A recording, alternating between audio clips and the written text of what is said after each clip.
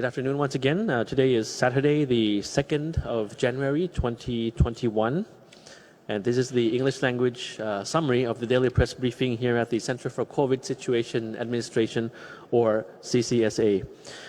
I'll start off with the general situation and the number of cases that we have.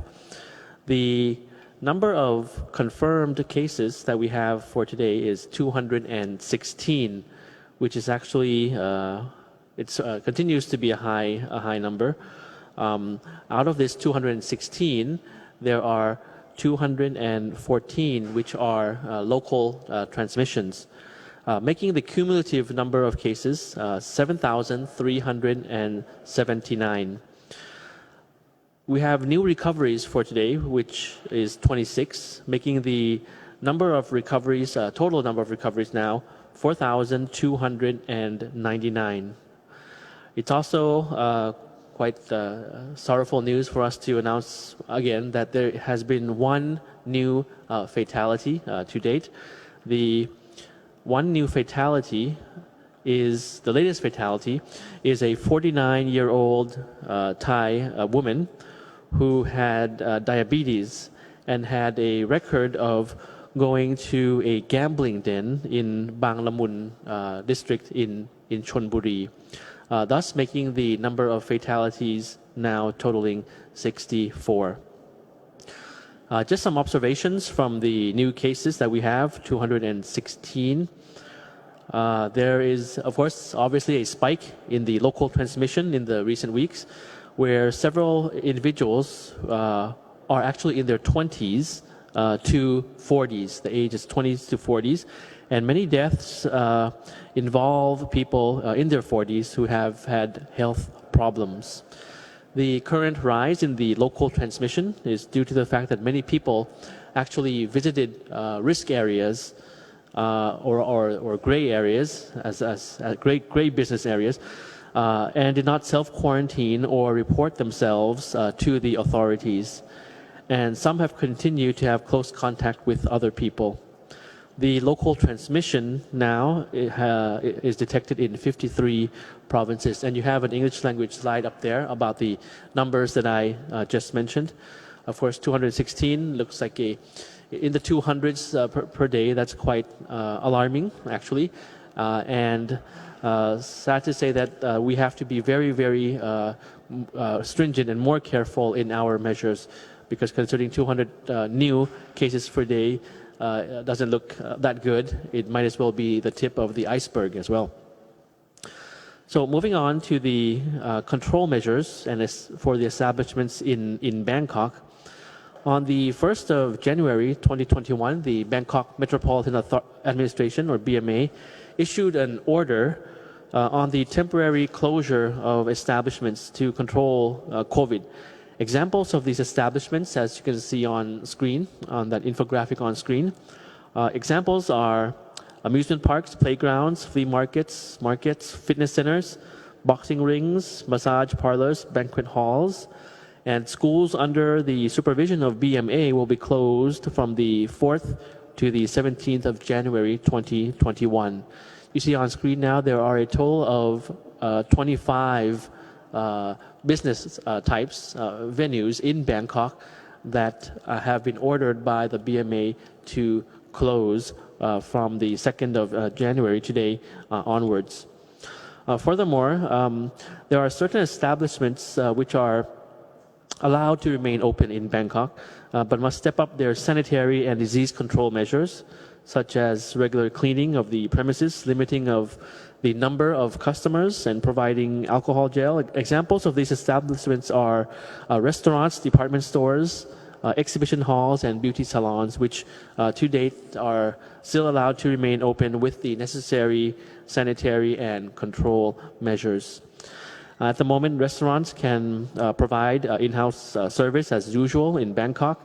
However, the CCSA is currently considering the necessity of allowing only takeaway service in highly controlled areas. So please follow the official announcement from the CCSA. I repeat, this is not happening yet. Restaurants can still provide in-house food service, but this is something that the CCSA is considering at the moment, and announcements for Bangkok will be announced in due course. Now that's about Bangkok.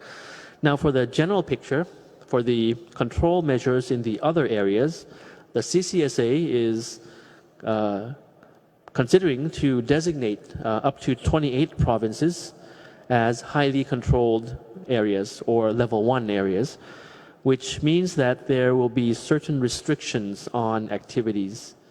However, the standing principle is that each provincial governor is authorized to issue disease control measures depending on the local circumstances within that specific province and area. As you can see now, as I mentioned earlier, Bangkok, that's considered one unit, and they have announced so in Pathum Thani and other provinces as well. So each provincial governor can announce and is authorized to announce these specific province measures, provincial measures, under close consultation with the public health and disease control authorities. There could also be checkpoints when traveling between highly controlled areas and other areas. The underlying principle is also that the measures announced by each province, of course, must not be lower than the standards, the general standards set by the CCSA. Now for the measures, the general measures set by the CCSA, I have an important piece of information for you in terms of preparation, so that there will be enough time for preparation on the different levels of measures, general measures by the CCSA.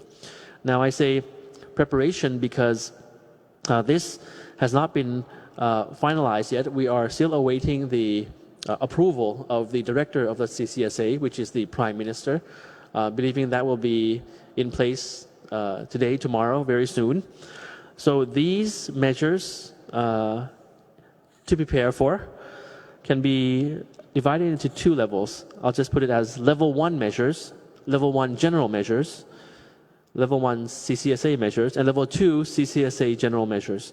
For level 1 measures, possibly there will be the tightening of control measures more stringently, the limitation of business hours and closure of certain establishments that pose as an infection risk, the active contact tracing, avoidance of crowded gatherings, avoiding of traveling across provinces that are in the highly controlled and controlled areas, working from home according to the CCSA recommendations, and limiting travel from highly controlled areas. So this is level 1 general measures, which, if approved by the director of the CCSA, would be effective as early as Monday, the 4th of January, 6 a.m., until the 1st of February at 6 a.m. Now, this is information for you to prepare that certain establishments in highly controlled areas will possibly have to adjust and be limited in terms of their business hours, travel across provinces, and the like. So this is just general information in preparation. And please, of course, continue to follow the announcement of the CCSA, to follow when the director of the CCSA will be approving this, and this will be officially announced, most likely effective on Monday onwards. This is level 1. As for level 2, general measures of the CCSA, I have to let you know this in advance. This is not happening yet, but just in advance, that if, of course, if the cases in Thailand, if the infection rates go very high, if as I said, this is actually a real tip of the iceberg, and we must be very strong in our measures, stronger than earlier this year. And if we have to reach level 2 measures, level 2 general measures, level 2 general measures would include all of the measures of level 1, as I mentioned, but more intensified, although they'll be not including national curfew, but travel could be restricted for certain groups, vulnerable groups. The period of enforcement would depend on the circumstance and the decision of the CCSA, based on the recommendations of authorities and the situation at that time. These measures are also will also be in accordance with the emergency decree, which is still in force. So just to recap, level 1 general measures, level 2 general measures. This is in preparation for the challenges that we have to face if the numbers continue to rise at an alarming level. As I mentioned today, we have, just like yesterday, we had around, in the number of hundreds, so around 200 new cases, recorded for today. And we'll have to do our best to prepare for level 1 measures and level 2 measures when it comes into force. Meanwhile, of course, in Bangkok, that has been announced already. 25 types of businesses to be closed from today onwards, and restaurants can still provide normal services. The thing about providing only takeaway food and delivery food, that was what happened in the beginning of the year, and I hope that possibly that will not happen in this time around, but we don't know. We'll still have to consider that according to the situation. So just some additional points to enhance the efficiency of the prevention and control. The public continues to be strongly encouraged to download the applications in their mobile phones, as mentioned, the Thai Chana, Mo Chana, and we recapped the other day Thailand Plus application for foreign nationals who are traveling into the country, who have received the certificate of entry and traveling into the country. These applications will enable the authorities to alert the public of any risk areas of COVID-19 infections, as well as conduct contact tracing more speedily. Contact tracing, vital, because it helps break the chain of transmission and keep the people around you protected. It's also recommended by the World Health Organization. So in case you've been in contact with infected persons or have been to risk areas, please do not hesitate to contact authorities so that the relevant procedures can be performed quickly. And you have some infographics there from the World Health Organization regarding contact tracing and applications, the importance of it.